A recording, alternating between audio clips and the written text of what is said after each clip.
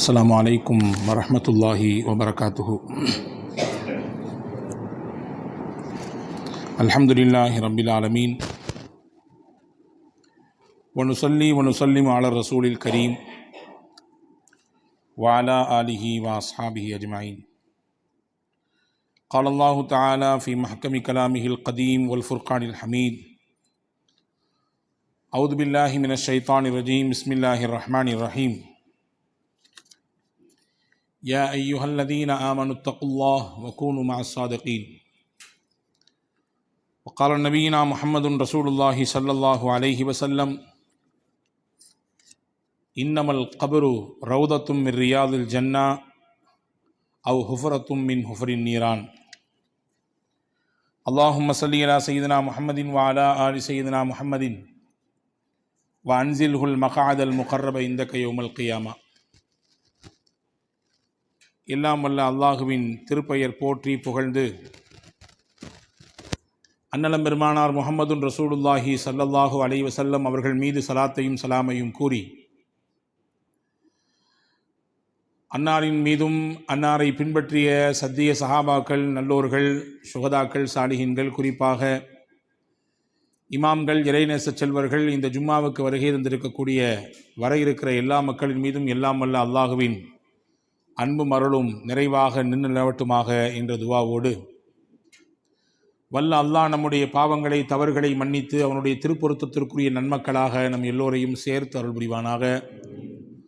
வாழும் காலம் வரை நிறைவான ஆரோக்கியத்தையும் நீண்ட வாழ்வையும் நமக்கும் நம் குடும்பத்தினர்களுக்கும் அல்லாஹ் நிறைவாக தந்து மருத்துவமனையின் அனைத்து விதமான துன்புதகரங்களை விட்டு நம் எல்லோரையும் காத்து ரட்சிப்பானாக. அல்லாஹுவின் ஆலயமாம் காபா ஷரீஃபையும் அன்னலம் பெருமானார் ஸல்லல்லாஹு அலைஹி வஸல்லம் அன்னவர்களின் புனிதமான ரவுதா ஷரீஃபையும் புனித பைத்துல் முகத்தஸையும் மீண்டும் மீண்டும் ஹஜ்ஜி உம்ரா ஜியாரா செய்திட நம் எல்லோருக்கும் குடும்பத்துடன் அல்லாஹ் வாய்ப்பை தருவானாக. உலகை விட்டு மூச்சடங்கும் நேரம் லா இலாஹ இல்லல்லாஹ் முஹம்மது ரசூலுல்லாஹ் என்ற திருக்கலிமாவை சொல்லி நம்முடைய ஆத்மாக்களை அல்லாஹ் கைப்பற்றி நாளை ஃபிர்தௌஸ் என்ற உயர்ந்த சொர்க்கத்திலே கண்மணி நாயகம் ஸல்லல்லாஹு அலைஹி வஸல்லம் அன்னவர்களின் தலைமையின் கீழே நம்மையும் நம்மை பெற்றவர்கள், நமக்கு கல்வி தந்த உஸ்தாதுமார்கள், நம்மிடத்திலே துவாவுக்காக வேண்டிக் கொண்டவர்கள், இந்த முன்னேற்றத்திற்கு காரணமான அத்துணை மக்களையும் அல்லாஹ் ஜன்னத்துல் ஃபிர்தௌஸிலே ஒன்றிணைப்பானாக. ஆமீன் யா ரப்பல் ஆலமீன். கண்ணியத்திற்கும் மிகுந்த மரியாதைக்கும் உரிய சகோதரர்களே, பாசத்திற்குரிய மூமின்களே, மனித வாழ்க்கை என்பது ஒரு குறிப்பிட்ட எல்லையில் நிறைவு பெறுகிறது. அது 60ஆகவோ அல்லது 40ஆகவோ 70ஆகவோ 63ஆகவோ எதுவாகவோ இருக்கலாம். ஒரு ஒரு முடிவில்லாத வாழ்க்கை என்று உலகத்தை சொல்ல முடியாது. நிச்சயம் ஒரு முடிவு புள்ளி உண்டு, அதை எல்லோரும் சந்தித்தே ஆக வேண்டும். இதை நம்பித்தான் நாம் வாழுகிறோம் என்பது நமக்கு தெரியும். இதற்கு பிறகு மூமின்களுக்கு 2 விதமான வாழ்க்கை இருக்கிறது. ஒன்று, நியாய தீர்ப்பினார் அன்று நாம் செய்த நன்மை தீமைகளுக்கு விசாரிக்கப்பட்டு அதற்கு பிறகு இருக்கிற மறுமை நாளைக்கு பிறகு இருக்கக்கூடிய நிரந்தரமான ஒரு வாழ்வு.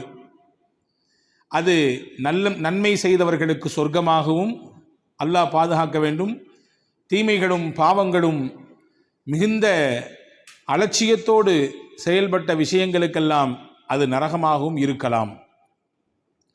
இதற்கு இடைப்பட்ட வாழ்க்கை ஒன்று இருக்கிறது. உலகத்தின் வாழ்வு, அதற்கு அடுத்து நியாய தீர்ப்பு நாளைக்கு பிறகு இருக்கிற நிரந்தர வாழ்வு. இந்த 2க்கும் இடையில் ஒரு வாழ்வு, அதுதான் மன்னரையின் வாழ்வு. உலகம் தோன்றிய நாளிலிருந்து உலகம் அழியும் நாள் வரை வரக்கூடிய மக்கள் உலகத்தில் வாழ்வார்கள். ஒரு குறிப்பிட்ட சில வருடங்கள் இருப்பார்கள். அதற்கு பிறகு மரணத்தை சந்திப்பார்கள்.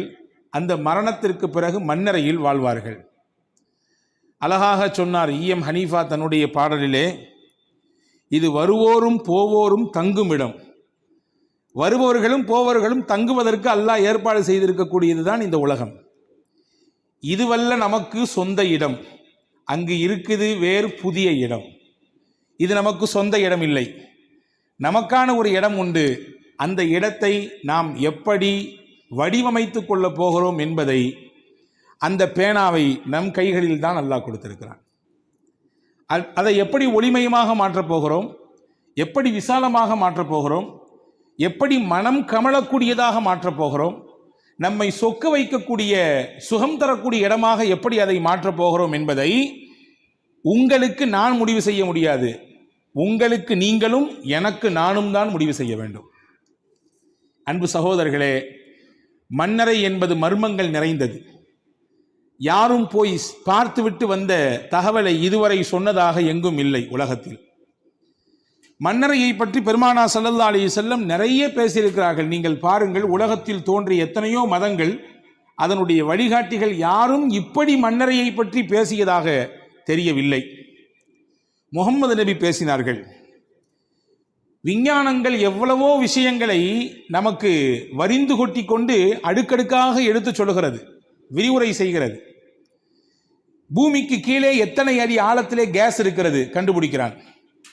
பூமிக்கு கீழே எந்த இடத்திலே எரிவாயு இருக்கிறது, பெட்ரோல் இருக்கிறது, எங்கே கச்சா எண்ணெய் இதையெல்லாம் கண்டுபிடித்து அதற்கான விஷயங்களை சொல்லிக் கொடுக்கிறார்கள். உலகம் அதை பயன்படுத்துகிறது. ஆனால் மண்ணறையில் என்ன நடக்கிறது என்று யாராவது இதுவரை கண்டுபிடித்து சொன்னதுண்டா? அப்படி சொல்ல முடியுமா? விஞ்ஞானமும் வளர்ச்சியும் விழிபிதுங்கி நிற்கக்கூடிய இடம் மண்ணறை வாழ்வு. மனிதன் மரணத்தை கண்டு பயப்படுகிறான். ஆனால் மரணத்திற்கு பிறகு மண்ணறை வாழ்வை கண்டு நாம் அதிலே என்ன நடக்கப் போகிறதோ என்று யோசித்திருக்கிறோமா, கற்பனை செய்திருக்கிறோமா என்பது மிகப்பெரிய கேள்விக்குறியாக நிற்கிறது. அடக்கஸ்தலத்திற்கு பல நபர்கள் மரணித்ததற்கு பிறகு நாம் போகிறோம், நல்லடக்கம் செய்யக்கூடிய அந்த நிகழ்ச்சியிலே பங்கெடுக்கிறோம் அந்த இடத்திலே. ஆனால் அங்கே போனதற்கு பிறகும் கூட நம்மிலே பலரின் பேச்சு இந்த உலகத்தை மட்டுமே சுத்தி சுத்தி நிற்கிறது. உலகத்தின் உலகம் முடிவு பெற்றதற்கு பிறகு, உலகத்தை விட்டு நாம் விடை பெற்றதற்கு பிறகு இந்த இடம்தான் நமக்கான இடம் என்பதை பற்றி சிறிது நேரம் சிந்திப்பதற்கு கூட நம்மிலே பலருக்கு நேரமே இல்லை. உள்ளே நுழைகிற பொழுது என்ன சொல்ல வேண்டும் என்று நபிகள் நமக்கு கற்றுத்தந்தார்கள். மன்னரைக்குள்ளே நுழையும் பொழுது அது எந்த ஊர், எந்த நாடு மன்னரையாக இருந்தாலும் சரிதான், எந்த பகுதியிலே இருக்கக்கூடிய அடக்கஸ்தலங்களாக இருந்தாலும் சரிதான், உள்ளே நுழைகிற பொழுது அழகான ஒரு சலாமை நமக்கு கற்றுத்தந்தார்கள். அஸ்ஸலாமு அலைக்கும் யா தியார கௌமில் முஃமினீன். மூமின்கள் அடக்கம் செய்யப்பட்டிருக்கக்கூடிய இந்த இடத்திலே உங்கள் அடங்கியிருக்கக்கூடிய அனைத்து கபராடிகளுக்கும் ஏக இறைவனின் சாந்தி சமாதானம் உண்டாகட்டும். இது ஒரு துவா. இதற்கு பிறகு முக்கியமான ஒரு வார்த்தை இருக்கிறது. இன்னா இன்ஷா அல்லாஹு பிக்கும் லலாஹிகூன். இன்ஷா அல்லாஹ் உங்களுக்கு பின்னால் நாங்களும் உங்களை இங்கே சந்திக்க இருக்கிறோம். அன்தும் சலஃபுன் வ நஹ்னு பிக்கும் ஹலஃபுன். என்ன நீங்க முன்னாடி போயிட்டீங்க, இந்தா நாங்க பின்னாடி வந்துகிட்டே இருக்கிறோம். என்ன நீங்க முன்னாடி போய் அங்க படுத்துக்கிட்டீங்க, இதோ நாங்களும் படுப்பதற்கு தயாராகி கொண்டிருக்கிறோம், இங்கே தான் படுக்க போகிறோம், உறங்க போகிறோம். இங்கே நமக்கான கேள்வி, இந்த வார்த்தை சொல்லும் பொழுது நம் உறக்கம் நிம்மதி தரும் உறக்கமாக இந்த இடத்தில் இருக்குமா என்று நம்மிலே எத்தனை நபர் உள்ளத்தை பார்த்து கேட்டிருப்போம் என்பதை யோசிக்க வேண்டும். நபிகள் சொன்னார்கள், மன்னரைகளை நீங்கள் சந்தியுங்கள், அங்கே நல்லடக்கம் செய்யப்பட்டிருக்கக்கூடிய நபர்களை போய் நீங்கள் ஜியாரத் செய்யுங்கள். ஏன் தெரியுமா? துதக்கிருல் ஆகிரா, மறுமையை அது உங்களுக்கு நினைவுபடுத்தும். உங்கள் மரணத்தின் அந்த முடிவை உங்களுக்கு அது நினைவுபடுத்தும். எனவே நீங்கள் அதிகமாக நீங்கள் மன்னரைவாசிகளை சந்திக்க செல்லுங்கள் என்று அருமை நாயகம் முஹம்மது ரசூலுல்லாஹி ஸல்லல்லாஹு அலைஹி வஸல்லம் அவர்கள் சொல்லித் தந்தார்கள்.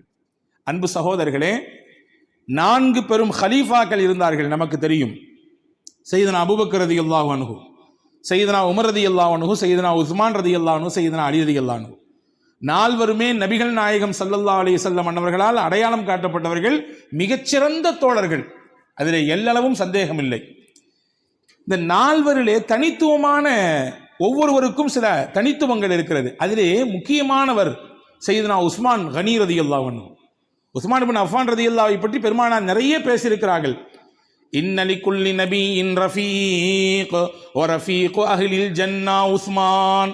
எல்லா நபிக்கும் ஒரு ரஃபீக்கை அல்லாஹ் கொடுப்பான், நெருங்கிய தோழரை, நெருங்கிய நண்பரை அல்லாஹ் கொடுப்பான். எனக்கு சொர்க்கத்திலே நண்பராக இருக்கக்கூடியவர் உஸ்மான் நாங்க ஸல்லல்லாஹு அலைஹி வஸல்லம். சொர்க்கத்திலே எனக்கு நண்பராக இருக்கக்கூடிய ஒரு உஸ்மான் என்றார்கள் பெருமானா ஸல்லல்லாஹு அலைஹி வஸல்லம். உஸ்மான் ரலியல்லாஹு அன்ஹு இயற்கையிலேயே ரொம்ப நாணமிக்கவர்கள். வெட்கம் அவர்களுக்கு, வெட்கத்தை தன்னுடைய ஆடையாக உடுப்பாக உடுத்தி கொண்டவர்கள். எதையுமே முழுமையாக பார்வையில் கூட பார்க்க மாட்டாங்க, தனையை குனிஞ்சுக்குவாங்க.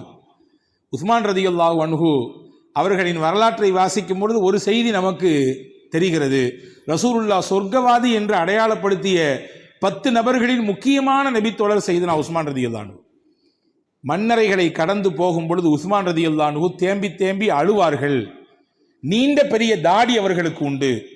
அந்த தாடிகளில் கண்ணீர் வந்து அப்படியே சொட்டி கொண்டிருக்குமாம்.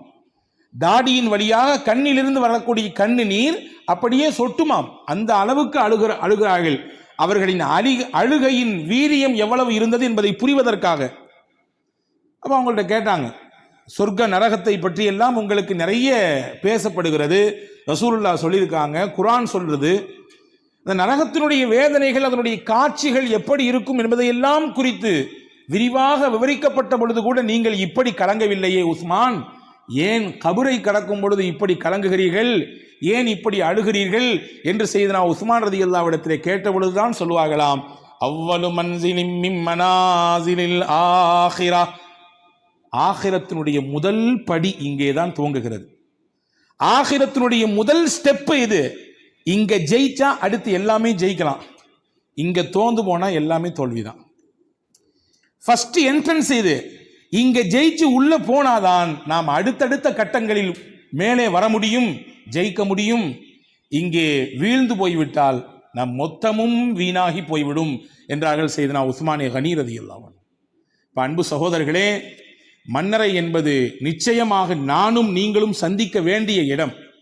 அதை நாம் எப்படி மணவரையாக மாற்றப் போகிறோம்? ஒரு புது மாப்பிள்ளை, அவளுக்கு அன்றைய நாள் முதல் இரவு புதிதாக நிக்காஹ் செய்திருக்கிறார். முதலாக தன்னுடைய இல்லாளோடு இணைய போகிறார். அந்த இரவை எப்படி எதிர்பார்ப்பார் அவர்? தன் மனதிற்கு நெருக்கமான, தன் அன்புக்கு உரியவளாக இருக்கிற அந்த மனைவியோடு தனிமையில் இருக்கக்கூடிய அந்த நேரத்தை எவ்வளவு தூரம் அவர் கற்பனையோடும் மிகுந்த எதிர்பார்ப்போடும் எதிர்பார்ப்பார். அந்த அறையினுடைய அழகு எப்படி இருக்கும்? அந்த அறையினுடைய வாசனை எப்படி இருக்கும்? அந்த அறையினுடைய விரிப்புகள் எப்படி இருக்கும்? அந்த அறையில் தூவப்பட்டிருக்கக்கூடிய மலர்களின் விதவிதமான மலர்கள் எப்படி இருக்கும்?